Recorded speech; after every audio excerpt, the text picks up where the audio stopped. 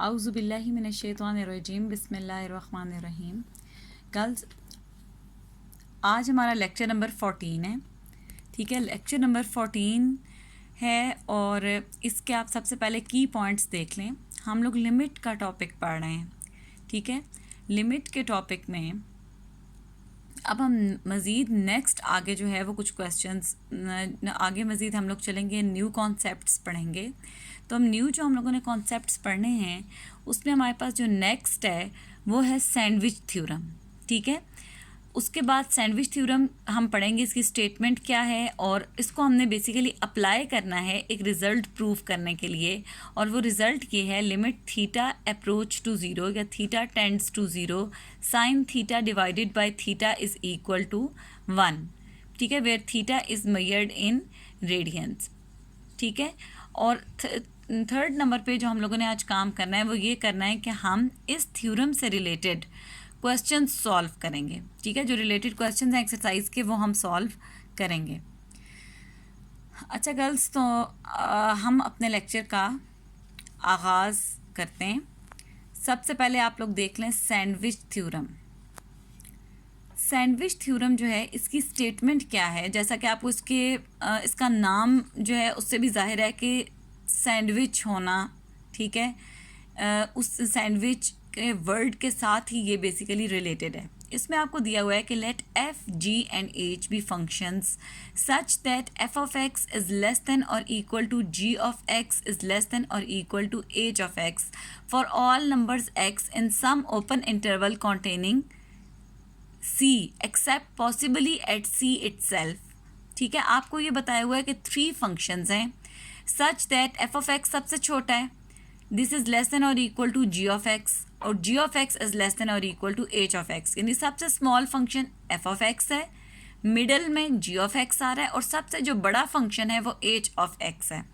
ठीक है, इसका मतलब ये है कि अगर हम गौर करें तो g of x, h of x और एफ ऑफ एक्स के दरमियान सैंडविच हो रहा है। सैंडविच का मतलब हम आमतौर पे ये लेंगे यहाँ पे, जो हम इसका मीनिंग ले रहे हैं कि दरमियान में आ रहा है। ठीक है, दरमियान में आने वाला फंक्शन है।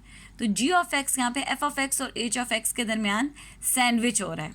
अब नेक्स्ट देखें, if limit X approach to C F of x is equal to L and limit X approach to C H of x is equal to L, then limit X approach to C G of x is equal to L.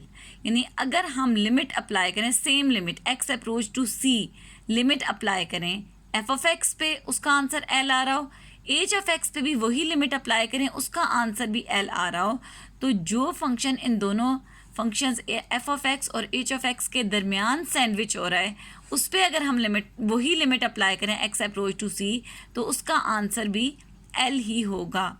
ठीक है girls, ये हमारे पास basically कहलाता है sandwich theorem. यानी अगर 3 functions आपके पास इस तरह से आ जाएं कि एक सबसे छोटा है, एक दरमियान में है और एक सबसे बड़ा है, अगर जो दोनों एंड्स पे फंक्शन है यानी सबसे छोटा और सबसे बड़ा, उन दोनों की लिमिट का आंसर सेम आ रहा हो, आप कोई भी एक लिमिट अप्लाई करो, जैसे एक्स अप्रोच टू 3 अप्लाई करें, एक्स अप्रोच टू 4 अप्लाई करें, एक्स अप्रोच टू -1 अप्लाई करें, एक जैसी लिमिट दोनों पे, एफ ऑफ एक्स पे भी, जैसे इन्होंने यहाँ पे एक्स अप्रोच टू सी कहा हुआ है, X approach to C F of X पे भी अप्लाई की है और एच ऑफ एक्स पे भी सेम वही लिमिट अप्लाई की है एक्स अप्रोच टू सी।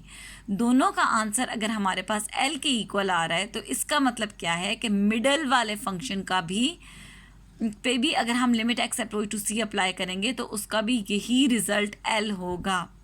ठीक है, तो अब ये सैंडविच थ्योरम कहलाता है। अब गर्ल्स, हम नेक्स्ट चलते हैं, जो हम लोगों ने प्रूव करना है उसकी तरफ चलते हैं। अच्छा गर्ल्स, जो सैंडविच थ्योरम है इससे रिलेटेड आप लोगों ने ये याद रखना है कि हम लोगों ने जहाँ हमें यूज़ करना पड़ेगा सैंडविच थ्योरम। ठीक है, सैंडविच थ्योरम हमारे पास ये है बेसिकली, आपका किस तरह से ये आएगा। एक तो आपसे ये पूछा जा सकता है पेपर पॉइंट ऑफ व्यू से कि स्टेट सैंडविच थ्योरम, या व्हाट इज सैंडविच थ्योरम, आपने सिर्फ ये स्टेटमेंट उसकी बतानी है। ठीक है, जो नेक्स्ट प्रूफ हम करने जा रहे हैं यही, prove that limit theta approach to 0 sine theta by theta is equal to 1, this is not sandwich theorem. ये एक रिजल्ट है लिमिट का, बहुत इंपॉर्टेंट रिजल्ट है कि if theta is measured in radians, prove that limit theta approach to 0 sine theta by theta is equal to 1। ये बहुत एक इम्पॉर्टेंट रिजल्ट है लिमिट का, और ये फिर आपके ट्रिग्नोमेट्री के जो इस टाइप की लिमिट्स होंगी जिसमें ट्रिग्नोमेट्रिक फंक्शंस इन्वॉल्व हो रहे हैं, sine theta, cos theta, tan theta, उनको एवेल्यूएट करने के लिए यूज़ होता है। लेकिन इसका नाम सैंडविच थ्योरम नहीं है। तो गर्ल्स इसको जो है ना, आप बिल्कुल इसके बारे में क्लियर रहें, ठीक है। अब देखें ये जो लिमिट है, हमने इसको यहाँ पे ज्योमेट्रिकल मेथड अप्लाई करके जो है वो फाइंड आउट किया है। लेकिन हमें ज्योमेट्रिकल मेथड क्यों अप्लाई करना पड़ा है, उसकी रीज़न भी आप पहले देख लें। देखें, अगर मैंने ये लिमिट फाइंड आउट करनी हो, let's suppose limit theta approach to 0 sine theta by theta, limit apply करने के लिए आप लोगों ने ये पढ़ा हुआ है कि आप पहले रफ साइड पे लिमिट अप्लाई करके देखें कि क्वेश्चन 0/0 की फॉर्म में ना आ रहा हो। देखिए, अगर मैं यहाँ पे लिमिट अप्लाई कर देती, डायरेक्ट अप्लाई करती हूँ, तो ये बनता है sine 0 divided by 0। Sine 0 is equal to 0, आप कैलकुलेटर से चेक कर सकते हैं, और डिनोमिनेटर में ऑलरेडी 0 आ रहा है। इसका मतलब है कि ये फंक्शन 0/0 की फॉर्म में आ रहा है। अगर कोई फंक्शन 0/0 की फॉर्म में आ रहा हो, उसका हमने ये पढ़ा है, ये मतलब है कि हमें उस क्वेश्चन को सिंप्लीफाई करना है। जबकि sign theta divided by theta, इसमें तो सिंप्लीफिकेशन का कोई चांस नहीं नज़र आ रहा, क्योंकि साइन थीटा एक कंप्लीट एक वैल्यू है, यहाँ पे कोई वैल्यू थीटा के साथ कैंसिल नहीं हो सकती। तो इसका मतलब है कि ये लिमिट अगर हमने फाइंड आउट करनी है तो इसको हमें किसी और मेथड से फाइंड आउट करना पड़ेगा, ठीक है। तो इस लिमिट को एवेल्यूएट करने के लिए हमने ज्योमेट्रिकल टेक्निक यूज़ की है, यानी हम फिगर्स बना के फिगर के ज़रिए इसको फाइंड आउट करेंगे और ज्योमेट्री के रिजल्ट्स यहाँ पे यूज़ करेंगे। अच्छा, दूसरी बात गर्ल्स ये है कि आप लोगों ने यहाँ पे ये प्रूव करते हुए, ये लिमिट प्रूव करते हुए हमने रेडियंस की डेफिनेशन को यूज़ किया है, ठीक है। इसलिए हम यहाँ पे थीटा को लेंगे कि if theta is measured in radians, ठीक है। तो ये अब स्टार्ट में इसके फॉर्मूले में लिखा हुआ, इसके स्टेटमेंट में लिखा हुआ है कि if theta is measured in radians prove that the limit theta tends to 0 sine theta by theta is equal to 1, ठीक है। अब गर्ल्स हम इसके प्रूफ की तरफ आते हैं कि हमने इसको प्रूव किस तरह से करना है, ठीक है। अब इस रिज़ल्ट को प्रूव करने के लिए गर्ल्स आप लोगों ने एक सर्कल ले लेना है, यूनिट सर्कल। यूनिट सर्कल का मतलब होता है ऐसा सर्कल जिसका रेडियस जो है वो 1 के इक्वल आ रहा हो, ठीक है। तो हमने let us consider a unit circle with centre at origin. हमने क्या किया कि वो ये हमारी जो एक्स एक्सिस है, हॉरिजॉन्टल और वर्टिकल लाइंस हमने ले ली। हॉरिजॉन्टल लाइन को हम एक्स एक्सिस कहते हैं, वर्टिकल लाइन को हम वाई एक्सिस कहते हैं, यानी हमने एक कोऑर्डिनेट सिस्टम बना लिया। इस कोऑर्डिनेट सिस्टम में हमने एक सर्कल लिया है, और सर्कल इस तरह का लिया है जिसका सेंटर जो है वो ओरिजिन पे है, ठीक है। और इसका रेडियस 1 के इक्वल है। रेडियस 1 होने का मतलब ये है कि अगर हम ओ ए लें तो ये भी रेडियस है, इसकी वैल्यू 1 होगी। ओ बी भी इसका एक रेडियस ही बनता है इस सर्कल का, इसकी वैल्यू भी इक्वल टू 1 होगी। नेक्स्ट क्या लिया है, also let theta be positive acute angle of the circle as shown in figure. फिर हमने एक एंगल यहाँ पे ड्रॉ किया है, ठीक है, थीटा जिसे हमने नाम दिया। थीटा को हमने यहाँ पे acute angle, positive acute angle. अच्छा गर्ल्स, आप समझते हैं कि एंगल्स पॉजिटिव होते हैं एंटी क्लॉकवाइज डायरेक्शन में, यानी हमने ये जो एंगल लिया हुआ है ये एंटी क्लॉकवाइज डायरेक्शन में एंगल लिया हुआ है, इसलिए ये एंगल पॉजिटिव है। और एक्यूट एंगल का मतलब ये होता है कि एंगल की जो वैल्यू है, यानी theta lies between 0 to π/2। Acute angle होता है 0 से लेके π/2 के दरमियान लाई करने वाला एंगल। तो हमने थीटा, आपको नज़र आ रहा है, हमने इसी तरह का एंगल लिया है जो 0 से π/2 के दरमियान, आपको पता है पूरा ये एंगल 90 डिग्री का एंगल बनता है। तो हमने छोटा लिया हुआ, यानी फर्स्ट क्वाड्रेंट में हमने एंगल लिया हुआ है, और पॉजिटिव लिया हुआ है, यानी एंटी क्लॉकवाइज डायरेक्शन में एंगल ले लिया है। अच्छा गर्ल्स, आप ये जो है AOB, ये अगर हम इसको देखें, पूरा इसको हम देखें, तो ये हमारे पास एक तरह से इस सर्कल का एक पार्ट बन जाता है, ठीक है। ट्राइंगल्स को मैं बाद में डिस्कस करूँगी, पहले आप सिर्फ इस पे कंसंट्रेट करें कि ये OAB, this is a sector of circle. इसको हम कहते हैं सेक्टर। सर्कल के किसी छोटे पार्ट, सर्कल का जो एक कोई भी पार्ट हो उसको हम कहते हैं सेक्टर ऑफ सर्कल। तो ये हमने सेक्टर ले लिया, OAB represents a sector of circle, ठीक है। अब हम ये करेंगे कि ए को बी के साथ जो है वो ज्वाइन कर देंगे। ए को बी के साथ अगर हम ज्वाइन कर देते हैं तो हमारे पास विद अ स्ट्रेट लाइन, तो हमारे पास ओ ए बी, ये एक ट्रायंगल हमारे पास बन जाता है, ठीक है। और उसके बाद एक और हम काम ये करते हैं, एक और ट्रायंगल भी हमने बनानी है। वो किस तरह से बनानी है कि ये जो ओ बी लाइन है, स्केल रख के हम इसको मज़ीद एक्सटेंड कर लेते हैं, ठीक है।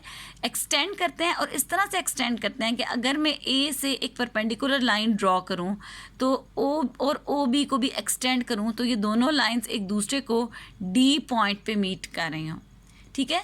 इस तरह करने से हमारे पास एक बड़ा सा ट्रायंगल बन जाएगा जिसको जो अगर हम फिगर में देखें तो वो बनता है ओ ए डी ट्रायंगल। किस तरह से हमने बनाया मैं दोबारा एक दफ़ा बता देती हूँ आपको। ओ बी को एक्सटेंड कर दिया, यानी बढ़ा दिया है, लंबा किया उस लाइन को, और एक हमने ए डी लाइन ड्रॉ किया। ए डी इस तरह ड्रॉ किया कि फुट रख के हमने ए पे एक परपेंडिकुलर लाइन ड्रॉ किया, यानी A D is perpendicular to x axis या A D is perpendicular to O A. एक हमने ये परपेंडिकुलर लाइन ड्रॉ किया है और एक हमने ओ बी को एक्सटेंड कर दिया है। तो ये दो लाइंस जिस पॉइंट पे मीट कर रही हैं वो पॉइंट डी कहलाता है। और इस तरह से हमारे पास एक और ट्रायंगल बन गया। पहले एक ट्रायंगल बना था ओ ए बी ट्रायंगल, अब हमारे पास एक ट्रायंगल बन गया है ओ ए डी ट्रायंगल, ठीक है गर्ल्स। अब ये मैंने यहाँ पे सारा एक्सप्लेन मतलब इसको इसी तरह जिस तरह से आपको बताया उसी तरह लिख दिया है कि O A B represent sector of circle. Now if we join A to B with a straight line so that O A B becomes a triangle with angle theta at O. और फिर क्या है, extend O B so that it meets A D at point D where A D is perpendicular to O A, ठीक है। अच्छा, और ये भी बात मैंने आप लोगों को पहले स्टार्ट में बता दी है कि क्योंकि सर्कल का रेडियस 1 के इक्वल है तो ओ ए ये भी इस सर्कल का रेडियस ही बन रहा है और ओ बी ये भी इस सर्कल का रेडियस बन रहा है। तो इसका मतलब क्या है कि if as r is equal to 1 therefore OA is equal to OB is equal to 1। और मॉड डालने का मतलब होता है कि length of OA is equal to length of OB is equal to 1। अगर मैं ऊपर की लाइन डालती हूँ ना दिस मीन्स लाइन AD, और अगर ये मॉड डाल रही हूँ इसका मतलब है कि distance between O and A, ठीक है, या मैग्नीट्यूड ऑफ OA। तो ये आपके पास एक इक्वेशन, इसको मैंने 1 कह दिया क्योंकि आगे हमें सर्कल का रेडियस इक्वल टू 1 यूज़ कर रहे हैं, ठीक है। अब ये है कि अपने असल काम से पहले हम अपनी 2-3 ऐसी चीज़ें पहले से फाइंड आउट करके रख लेंगे जो हमें आगे इस थ्योरम को प्रूव करने के लिए यूज़ करनी है। तो उसके लिए एक तो हम ये करते हैं कि हम एक परपेंडिकुलर ड्रॉ करते हैं BC परपेंडिकुलर टू OA। यानी हमने क्या किया कि ये जो ट्राइंगल है ओ ए बी ट्राइंगल, इस ट्राइंगल में हम बी से एक परपेंडिकुलर ड्रॉप करते हैं ओ ए के ऊपर। अब आप देख सकते हो कि ये परपेंडिकुलर असल में एक तरह से ओ ए बी ट्राइंगल का परपेंडिकुलर या ऑल्टीट्यूड भी है, ठीक है। समझ में आ रही है बात कि मैंने बी से एक परपेंडिकुलर लाइन ड्रॉ कर दी है ओ ए के ऊपर। Clear girls? अब हमें 2 वैल्यूज़ चाहिए जो आप लोग आगे देखोगे हमें क्वेश्चन में यूज़ करनी है। उसके लिए हम इस वक्त ट्रायंगल यूज़ करेंगे। एक हम ट्रायंगल यूज़ करेंगे ओ सी बी ट्रायंगल, ठीक है। फर्स्ट हमने ये ट्रायंगल यूज़ करना है। आप देख सकते हो ओ सी बी ट्रायंगल में ओ बी की वैल्यू हमारे पास 1 के इक्वल है, ठीक है। तो हम यूज़ कर लेते हैं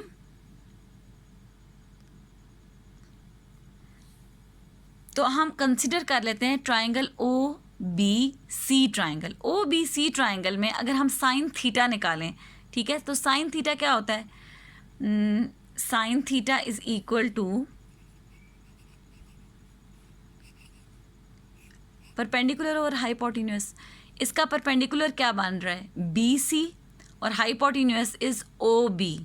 तो हम लिख सकते हैं कि in right angle triangle OCB sine theta is equal to BC divided by OB।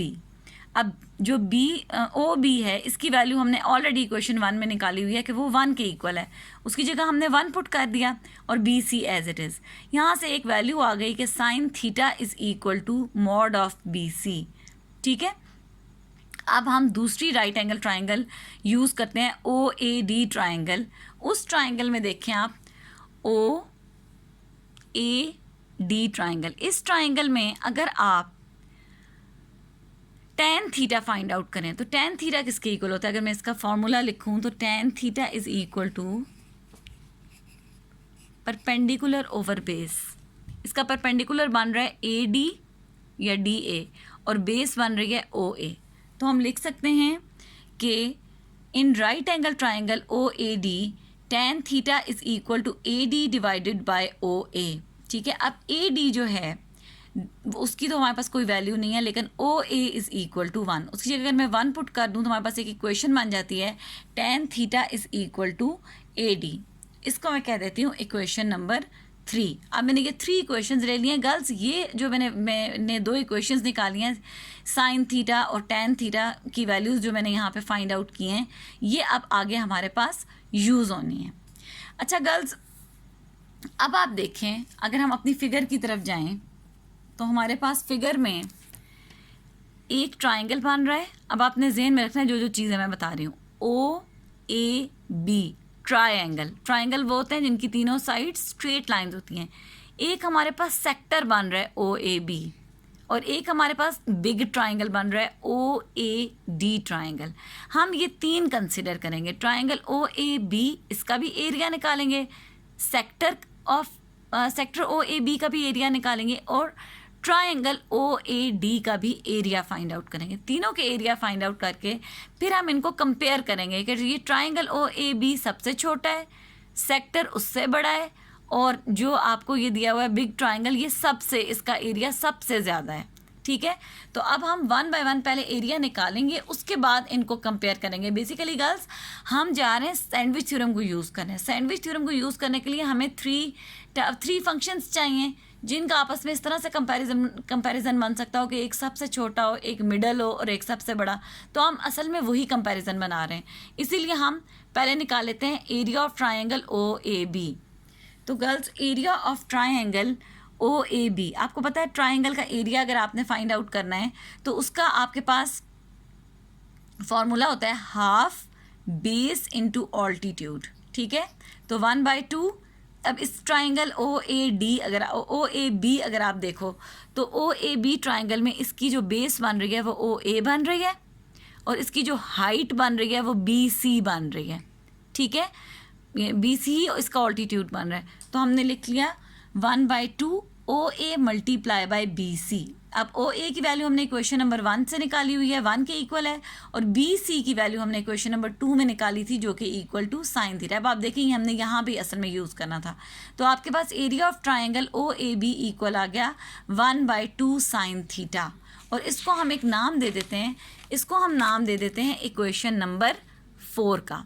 ठीक है, इसको अभी हमने आगे यूज़ करना है। फिर हम निकाल लेते हैं एरिया ऑफ सेक्टर OAB। अच्छा, जो सेक्टर OAB का अगर हम एरिया निकालते हैं तो उसका formula sector of a circle जो है उसका एरिया का फॉर्मूला होता है 1/2 r square theta, where r represents the radius of circle and theta is the angle which the sector subtend at the center of circle।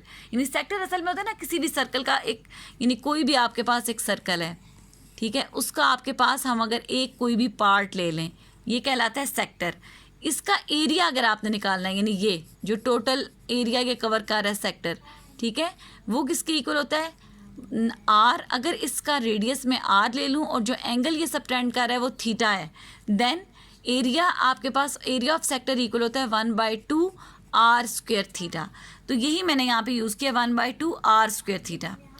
अच्छा, इस वक्त जो हमने सर्कल लिया हुआ है उसका रेडियस 1 के इक्वल है, इसका मतलब है आर की जगह मैं पुट कर देती हूँ 1 और एंगल जो वो सबटेंड कर रहा है सेंटर पे वो थीटा ही है, तो मैंने उसको थीटा ही लिख दिया। तो 1/2 theta. Area of sector AB जो है वो आपके पास इक्वल आ गया 1/2 थीटा। इसको भी मैंने एक नाम दे दिया इक्वेशन नंबर 5 का। अब हम आते हैं अपना सबसे बड़े ट्राइंगल की तरफ, एरिया ऑफ ट्राइंगल OAD। इसका भी एरिया यही बनता है 1/2 बेस मल्टीप्लाई बाय ऑल्टीट्यूड, क्योंकि ये एक ट्राइंगल है, बेस इसकी भी OA है और ऑल्टीट्यूड यानी इसका जो परपेंडिकुलर है वो AD है। तो वो मैंने एक दफ़ा आपको मैं दिखा भी देती हूँ। ये देखें OAD में OAD ट्राइंगल में OA बेस है और यही इसका परपेंडिकुलर, क्योंकि ये मैंने परपेंडिकुलर लाइन ली थी AD, ठीक है। तो ए डी, अब ए डी की वैल्यू हमने इक्वेशन नंबर 3 में फाइंड आउट की हुई है। ये देखें A D is equal to tan theta, तो हमने ये यहाँ पे इक्वेशन में पुट कर दी। ओ ए की जगह 1 और ए डी की जगह ए डी पुट कर दिया, ठीक है। तो अब ए डी की वैल्यू हमने जो इक्वेशन नंबर 3 में फाइंड आउट की थी वो मैंने यहाँ पे लगा दी है 1/2 tan थीटा। इस तरह से area of triangle O A D is equal to 1/2 tan theta. ठीक है गर्ल्स, अब यहाँ तक इंशाल्लाह आपको समझ आ चुकी होगी, ठीक है। अब आप लोगों ने क्या करना है, तीनों के एरियाज आपने फाइंड आउट करनी है। Area of sector, area of triangle O A B, area of sector O A B और area of triangle O A D. अब आप फिगर से अगर हम देखें, अगर मैं एरिया देखूं, ये ट्राइंगल जो एरिया कवर कर रहा है ये सबसे कम है, ये एरिया कवर कर रहा है। अगर मैं इसको शेड करूं, ठीक है, जो ट्राइंगल कवर कर रहा है, ठीक है, इसको यहाँ से भी इसको आप हाईलाइट कर दें, ये सबसे छोटा है। सेक्टर के अंदर ये एक्स्ट्रा पार्ट भी आ रहा है, यानी अगर मैं सेक्टर का एरिया देखती हूँ तो ये एरिया साथ ये वाला एरिया शामिल होता है।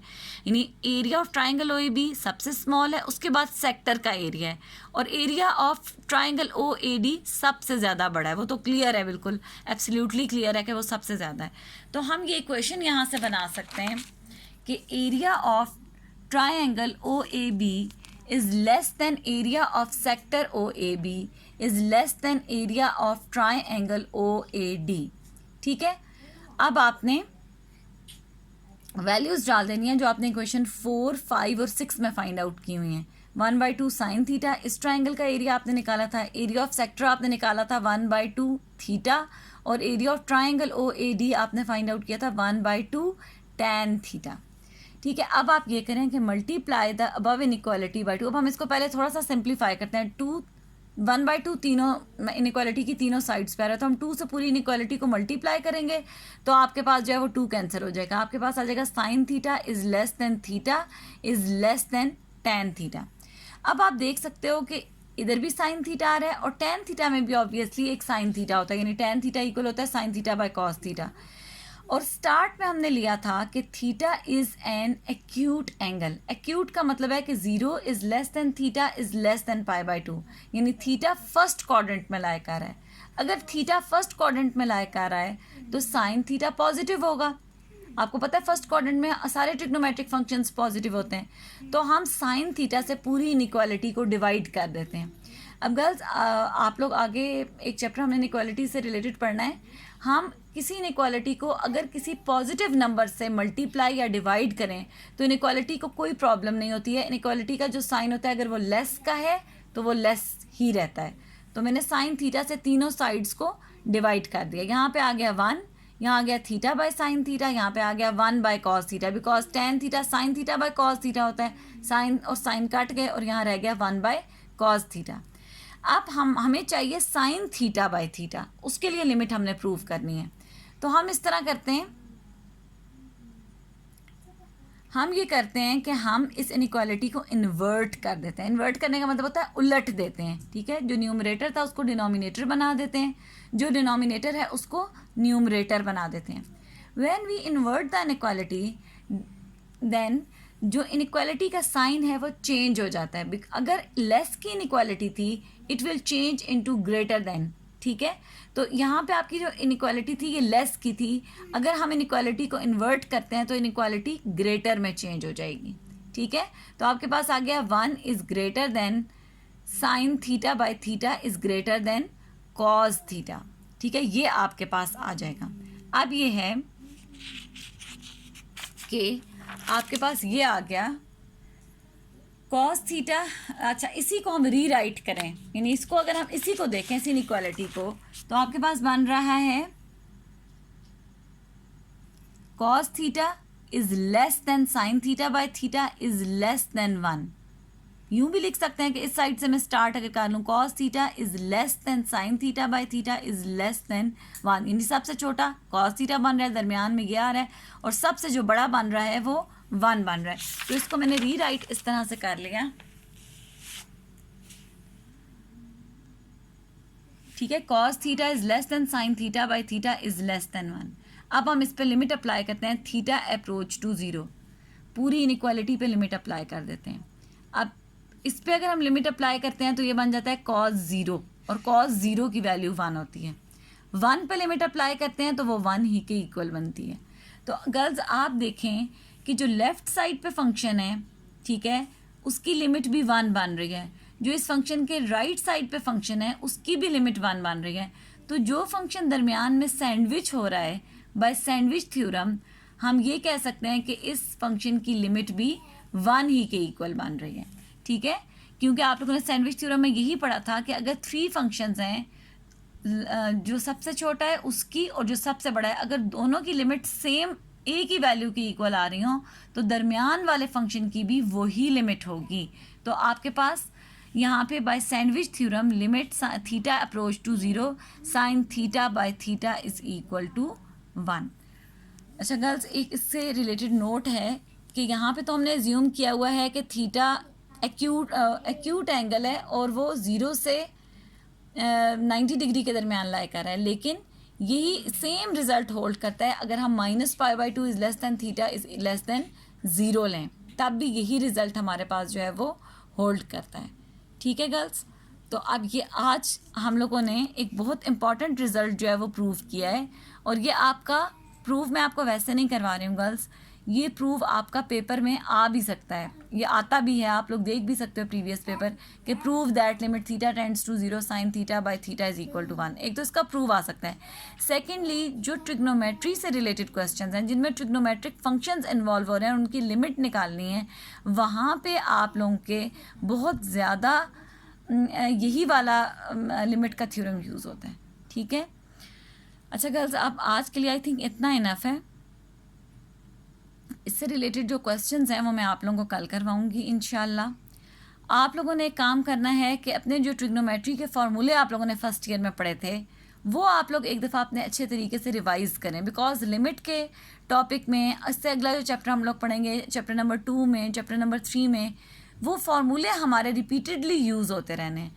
तो आप जो ट्रिग्नोमेट्री से रिलेटेड फार्मूले आप लोगों ने पढ़े थे वो आप लोग अपने रिवाइज़ कर लें। अच्छा गर्ल्स, एक मैं लेक्चर के एंड पे आप लोगों को बात कहना चाहूँगी कि गर्ल्स, आप लोगों को जो होमवर्क में मैं क्वेश्चंस देती हूँ, अगर आप लोग ट्राई करते हैं, बाज़ औक़ात आपको कोई प्रॉब्लम होती है, आपसे कोई क्वेश्चन सॉल्व नहीं हो रहा, तो आप उसको जो आप किसी स्टेप पे आप फंस गए हैं, आपसे आगे वो हो नहीं पा रहा, तो गर्ल्स आप अपना काम जो भी क्वेश्चन है उसको नीट सा करके रजिस्टर पे फिर आप मुझे व्हाट्सएप कर दें कि मैडम इस जगह पे आप नीट उसको करें जिस स्टेप तक आप जा पा रहे हैं, जिससे आगे आपको प्रॉब्लम हो रही है, आंसर ठीक नहीं आ रहा, कोई भी प्रॉब्लम है, लेकिन गर्ल्स नीट उसको जितना आता है उतना करके आप मुझे सेंड करें कि मैडम इससे आगे काम हमसे नहीं हो रहा, या हमने इस तरह से सॉल्व किया, हमें गाइड करें, हमारा आंसर ठीक नहीं आ रहा।